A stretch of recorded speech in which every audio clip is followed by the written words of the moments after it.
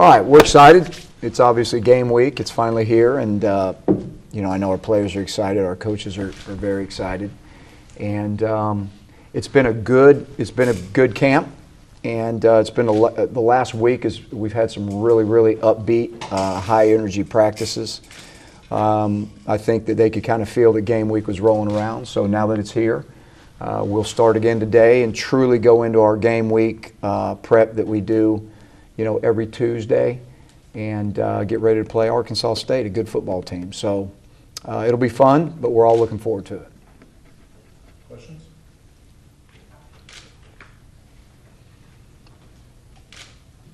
Just talk some about Darren Bates. He won the starting job on that week side. Just talk about what he done in strong. What's he shown to you this fall? Well, I think everybody knows Darren was a very good football player for us last year at a different position. And, in our attempt to, try to, whenever we can try to increase the speed of our defense, we'll do that. So moving him to linebacker was a little bit of a challenge simply because he'd never done it before. But we knew he was a very good football player. So, but he really, he learned everything, at a pretty rapid pace, in my opinion. We know he's a very physical football player, so that, that's kind of suited for him. But he did a really nice job of studying that position, studying the game from that position. And I think overall it was a really a pretty smooth transition for him. And he outright won the job. That's what he did. So we're proud of him for that. Gene, at the H-back, you've got Eric Smith, Sean Kitchens, and Trevon Reed, who all have three very different body types. How are they going to kind of fit into the offense at that position? They're all kind of different in their own right, but at that position, when they're in the game, they could all be at very different places, and I think that's where it gets interesting. So, yes, different body types. Yes, probably asking them to do at different times different things, but again, that's a position where you can get really creative with what you're trying to do offensively, and that's why it looks like two different types of guys. Coach, what do you think it means to this team to have Zach Etheridge and Aaron Savage come back from injuries and win starting jobs? Well, we're extremely excited about just having both of those guys back on the field for what I've said before, all that they bring to the table as people first. They're great kids, they're great leaders. And that's not even to mention the experience that they bring to the table, which is huge. So in this regard, it's really good, and especially this football game. This is going to be a high-tempo game for Arkansas State's offense, very similar to ours. See how many plays we can get, see how many, how fast we can go, which is where you really need, two captains back there to direct traffic. And I think having those two guys back there is going to be big in that regard. So they just bring a lot to the table, and stability, obviously is one thing, but just the experience they give that they bring to our defense is huge. Gene, I know this has been asked a lot, but again, what's the difference between year one and year two coming in, with your staff and kind of the system? Right. Probably just a comfort level from everybody, I would say, is really, if you look at it from 10,000 feet, just players and coaches, just more of a comfort level for everybody and what we're trying to do. Yeah, there's some position guys that are new, but for the most part, a lot of our football team has heard it 2 years in a row now. So I just think from a comfort level, it's a little bit different, if you date back to a year ago now. Coach, can you quantify better? The feeling is obviously you guys are going to be better. What would make you guys better?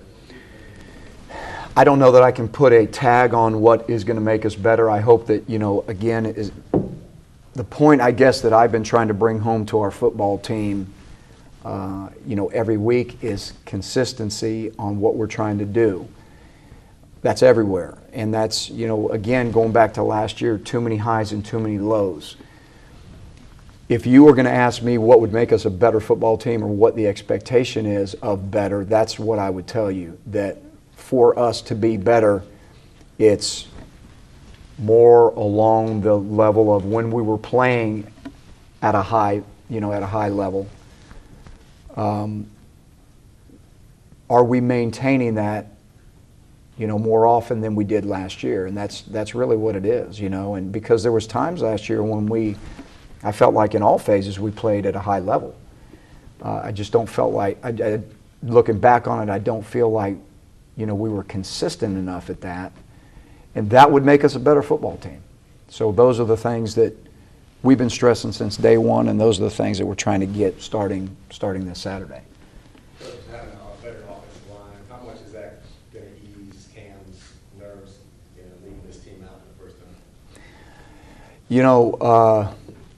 I don't know how Cameron's going to feel that first time. You probably want to ask him, but our offensive line's been very solid, and if you just take the 4 guys that are returning, you got a lot of experience in there, so that's got to make anybody feel a certain level of confidence. But again, we're starting all over, and they got to produce, and they got to take off where they ended up last year and be more productive and more consistent, as I said earlier. So it's good to have 4 returning starters back anywhere on any one of your lines, but that's just they're lumped into the same category as everybody else. They got to go out there and be better than they were last year.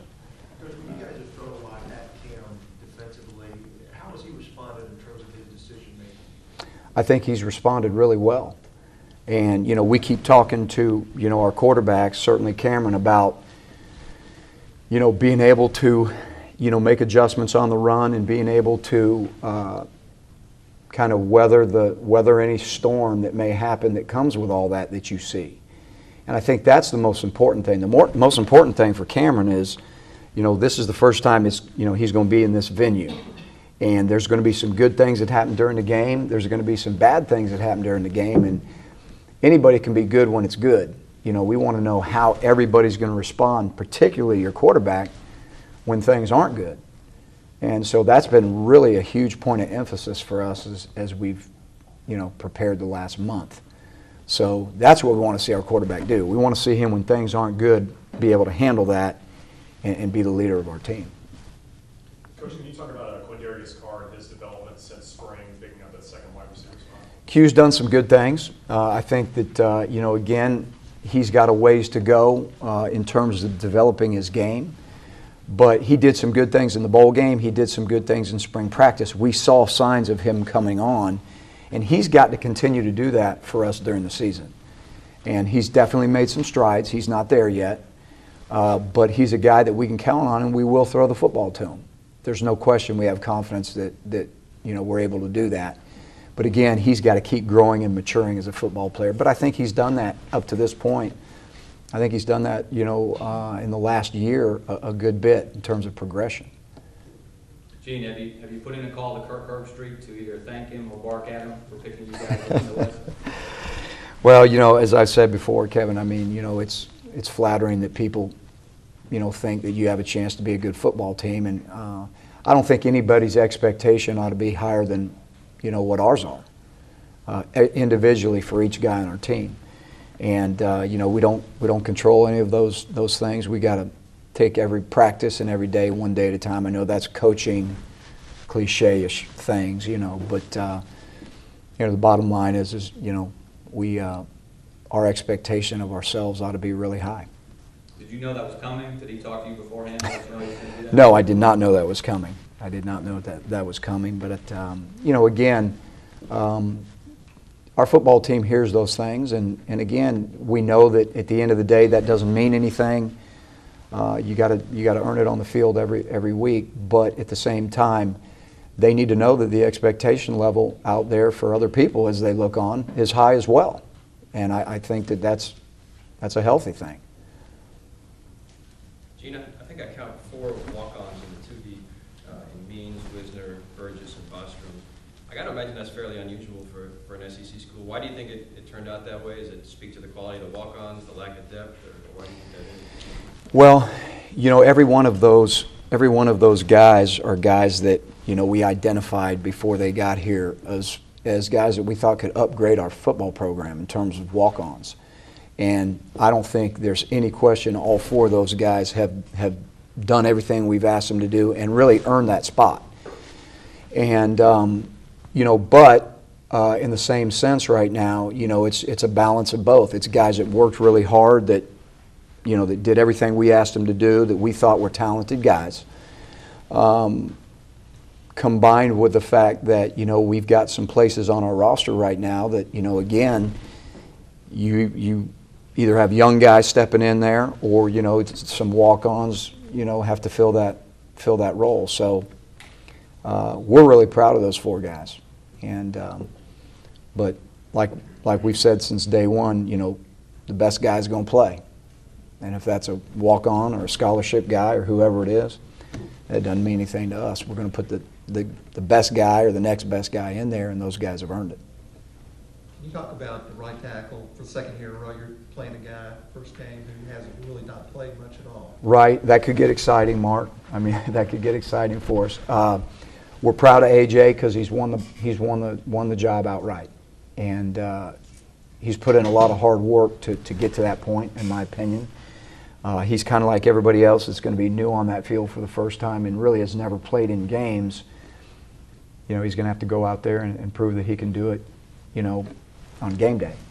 And we feel confident that, he's the best guy for the job, and he's got to go out there and, he's got to produce. So, again, it'll be new for him. The good thing about AJ is at least he's been here. He understands game day. He understands, what this is all about. So, but he's got to go out there and he's got to get better every week. Talk some about the competition at punter between Ron Shoemaker and Stephen Clark. Did you decide on anything there? We did. Jason, we're going to go with Ryan Shoemaker. And we talked about that. Again, today's kind of the first day that's legitimately game week for us, you know what I mean? So we wanted to make sure that we had all our guys in place. And, Ryan's the guy we're going to start with. He's got experience. Stephen certainly is a good hand, and we feel very confident with him as well. But we're going to go with Ryan and start that today. Gene, you've got a number of freshmen at linebacker on the depth chart. I don't see Ladarius Owens on there. Talk about his development. Is he just behind the other freshmen? Well, Ladarius is, boy, we're excited about him, first of all. I'm going to tell you, he is going to be a really, really good football player here, and we feel great about his development for down the road. The transition's tough for a young guy that's been used to putting his hand on the ground and being a pass rusher to all of a sudden move back now and try to take in and comprehend all of the stuff that now he can see that he couldn't see when he was down there, and that's a transition period for a guy. So, shoot, he's been great. He's working hard. He loves the game, and we are really excited about him down the road for the future. But right now, again, it's just kind of a learning curve that he's still in, and he's got to continue to learn that position. So it's been a little bit of a transition, but we feel great about him. How nice is it to write down 9 different guys at the linebacker depth chart for first time? It's the first time in a while. It's really, and the thing that you get out of that is, those guys that can help you on so many special teams as well. And it's just, it's good to be able to have some numbers there to choose from. So that's, and that's not the only position. There's some other ones we feel the same way at. But again, as I said earlier, there's going to be a lot of depth at places that maybe we didn't have last year, but a lot of them are going to be young. At defensive tackle, I know Derek Lax got hurt earlier this year. How's he doing? Is there any chance he'll be able to get back soon? Not anytime soon, probably. But he's coming along. He's working. He's day by day, and he's still banged up.